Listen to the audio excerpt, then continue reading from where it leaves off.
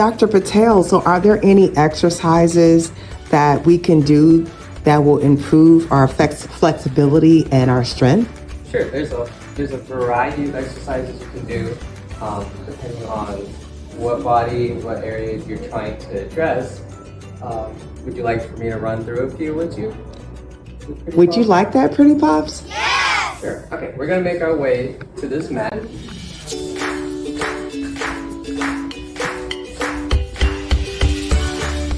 Do as I do. Okay, you're gonna put both palms on the ball. You're gonna reach forward as far as you can go, okay? And you're gonna pull it back. Try that out. So as you're reaching forward, you're getting a nice lat stretch through your back. And then you're also getting a nice stretch through your lumbar spine as well. And what does that do, Dr. So Patel? this helps the flexibility of our overall back. Okay, so if you have any lat or lumbar tightness, this helps kind of stretch that out so we get that extra range of motion.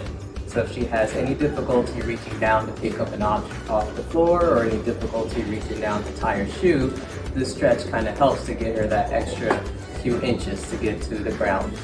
Wow.